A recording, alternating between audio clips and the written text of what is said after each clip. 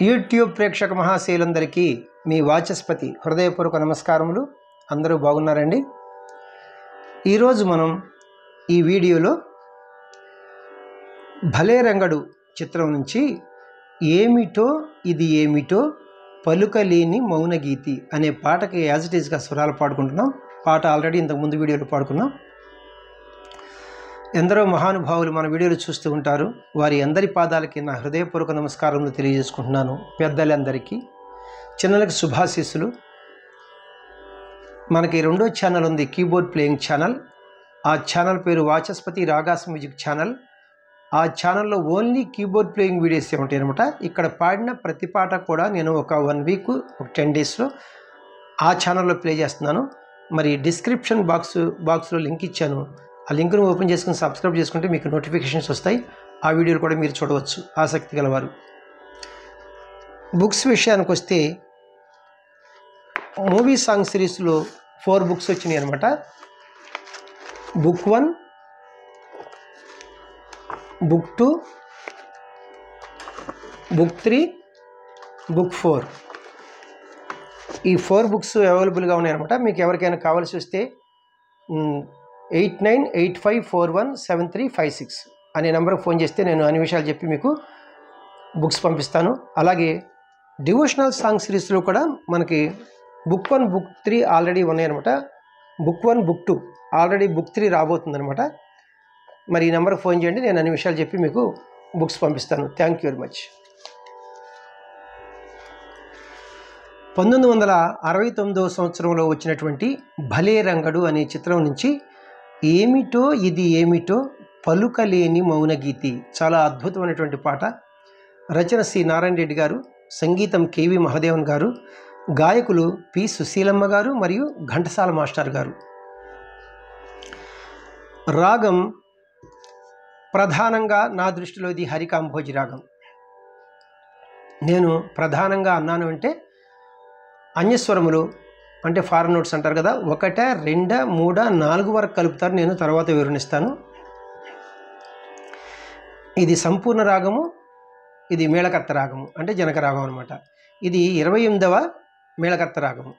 మూర్ఛన అంటే ఆరోహణ అవరోహణలో సరిగమ పదనిస సానిదప మగరిస. ఇందువచ్చు స్వరస్థానములు సా షడ్జమము, రీటు చతుశ్రుతి రిషభము, గాత్రి అంతర్గాంధారము, మావన్ శుద్ధ మధ్యమము, పా పంచమము, ధాటు చతుశ్రుతి దైవతము, నీటు కైసికి నిషాదము అని స్వరస్థానములు వస్తాయి అన్నమాట. వీటితో పాటుగా అన్యస్వరములు అంటారు కదా, ఒక్క నీత్రి కాకల నిషాదాన్ని చాలా అద్భుతంగా ప్రయోగించారన్నమాట.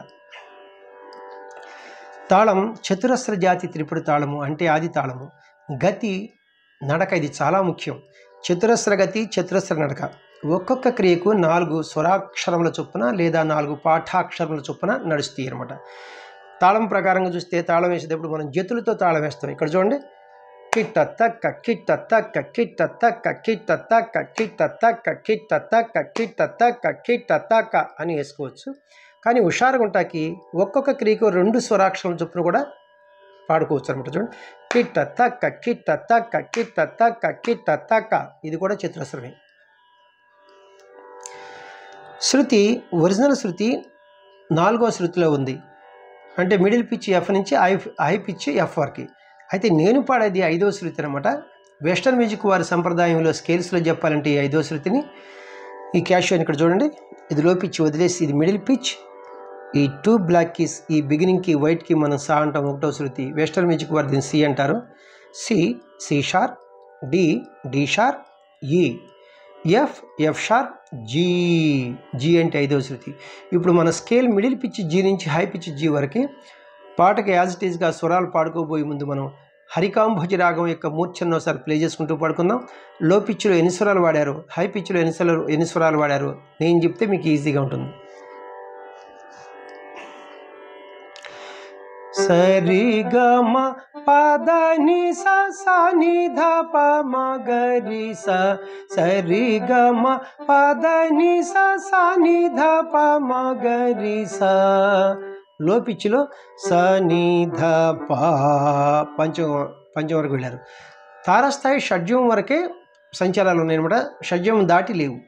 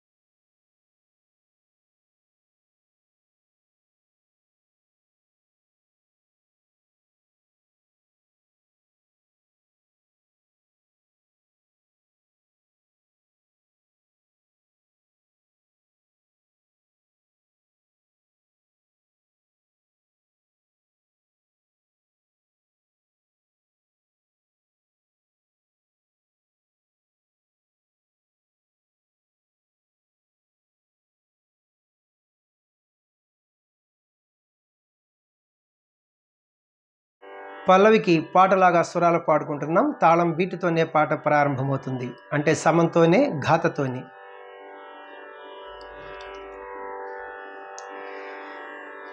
ఏమిటో ఇది ఏమిటో పలుకలేని మౌన గీతి, తెలియరాని అనుభూతి. ఏమిటో ఇది ఏమిటో గా సదా సరిగా సదా నిస సా ని సా గరిదా నిస సా ని సమమారి గా పసా ద పరి రి సా గా సదా సరిగా సదా నిస సా ని సా గరిదా నిస సా ని సమమారి గా పసా ద పరి రి సా.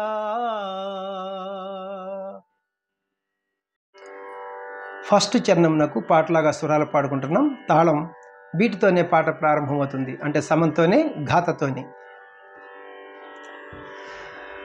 అద్దంలో నా నీడ ముద్దు ముద్దుగా తోచింది, ఆ నీడ నన్ను చూసి అదోలా నవ్వేసింది. గప్ప మారి గాస గగ్గ గగ్గ పాగా గారి గా మా గరి గాస గగ దా మా గరి గమ్మ గరి రిగ సరి సగా మమ్మరి గారి సానిదా పాదరి సా సపరి సా పాదరి పా సపరి సా సరి గరి గగా దారి. పలుకలేని మౌన గీతి, తెలియరాని అనుభూతి. ఏమిటో ఇది ఏమిటో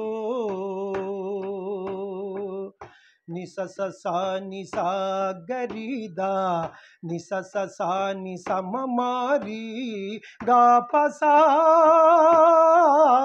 ద పరి రి సా.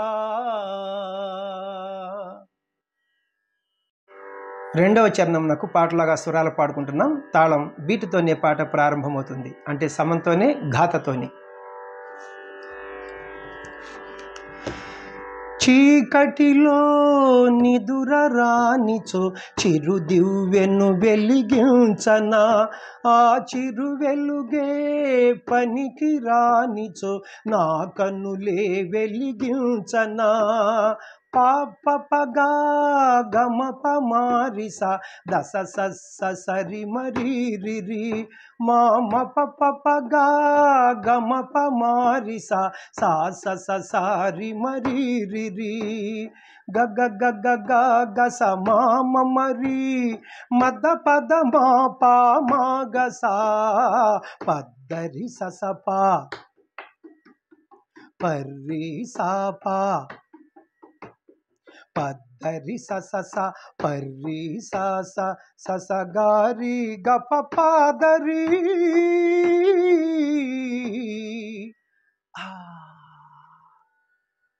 పలుకలేని మౌన గీతి, తెలియరాని అనుభూతి. ఏమిటో ఇది ఏమిటో నిస సా ని సా గరిదా నిస సా ని సమమారి గా పసా ద పరి రి సా.